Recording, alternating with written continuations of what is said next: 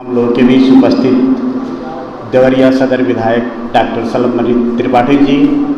आज के मुख्य वक्ता शैलेंद्र भारती जी, इस कार्यक्रम को आयोजन का रूपरेखा देने वाले भाजपा के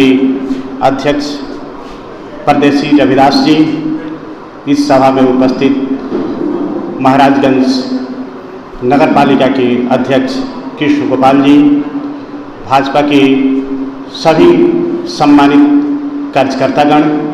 हमारे महाविद्यालय के शिक्षक बंधु तथा छात्र एवं छात्राओं, आज के इस कार्यक्रम में हमारे मुख्य वक्ता ने नरेंद्र मोदी के ऊपर अच्छा सा प्रकाश डाला और सलभमणि त्रिपाठी जी ने तो मोदी जी के कार्यों को ऐसे जीवंत किया जैसे लगता है कि मोदी जी हम लोग के सामने हैं।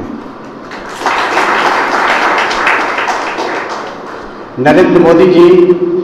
हम लोग के देश के 15वें, लेकिन वे पहले प्रधानमंत्री हैं जो सिर्फ भारत में, आज़ाद भारत में जन्मे हुए ही नहीं बल्कि आज़ाद विचारों के साथ काम करते हैं। वो दिन भी याद आता है कि जब मुख्यमंत्री बनने की उनकी बात आती है, बचपन से ही उन्होंने करीब 8 साल की उम्र में ही उन्होंने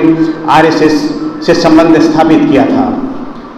और करीब 25 वर्षों की उम्र में उन्होंने घर को छोड़ करके देश सेवा में लग गए थे। और एक वक्त ऐसा भी आता है कि जब अटल बिहारी वाजपेयी उनको फ़ोन करके कहते हैं, जब दिल्ली का प्रभाव उनको होता है कि तुम दिल्ली में खाकर बहुत मोटे हो गए हो, अब तुम्हें यहाँ से गुजरात जाने की ज़रूरत है। मोदी जी कहते हैं कि आखिर काम क्या होगा मेरा? वो बोले कि जाकर के विधायक का चुनाव लड़ो और गुजरात को संभालना है। वो कहते हैं कि नहीं, मैं मुख्यमंत्री नहीं बनूंगा, 6 साल मुझे वहाँ से बाहर निकले हुए हो गया और वहाँ की स्थिति को समझने में मुझे समय लगेगी। आडवाणी जी भी कहते हैं कि ये नहीं करो, जाकर अपनी तैयारी करो और गुजरात संभालने की कोशिश करो। माननीय मोदी जी ऐसे व्यक्ति हैं कि जब विधायक के रूप में गए तो मुख्यमंत्री के रूप में उन्होंने अपना योगदान दिया और भारत के सबसे बड़ी पंचायत संसद में जब गए तो उन्होंने जब संसद की चौखट को अपने माथा टेका तो सिर्फ एक सांसद नहीं बल्कि देश के प्रधानमंत्री के रूप में उसमें प्रवेश किया। माननीय मोदी जी के आने से हमारे देश की परिस्थितियां काफ़ी बदल गई। एक वक्त ऐसा भी था कि जब हमारे देश के लोग जब विदेशों में जाते थे तो वहाँ के दूतावास में उन लोग की पैंट तक उतरवा दी जाती थी। और एक वक्त वैसा भी हम लोगों ने देखा है कि जब मोदी जी अमेरिका पहुँचते हैं तो वहाँ का राष्ट्रपति वहाँ के प्रोटोकॉल को तोड़कर उनके पास पहुँचता है। मोदी की ताकत तो सामने तब आती है कि जब चीन जैसा देश, एक वक्त ऐसा था जवाहरलाल नेहरू के समय में जब हजारों एकड़ भूमि चीन कब्जा कर लिया था, लेकिन एक वक्त हम लोगों ने वो भी देखा कि जब चीन डोकलाम में सड़क बनाता है, अपने देश के अंदर सड़क बनाता है, तो उसको अपने देश में भी सड़क बनाने से उसको रोकना पड़ता है। ये है हमारी मोदी की ताकत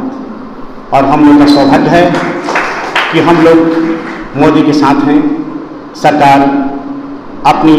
केंद्र में भी है और राज्य में भी है। जैसा कि विधायक जी ने कहा कि लोग कहा करते थे कि जब धारा 370 हटेगा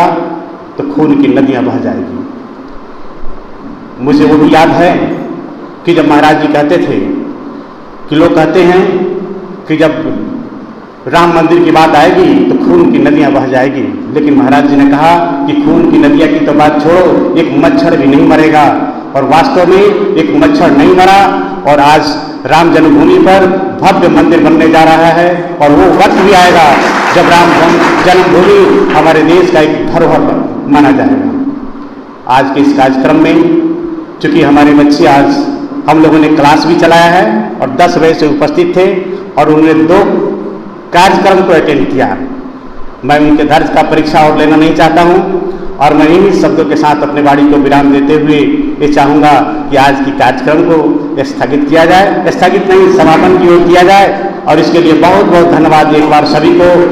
नमस्कार।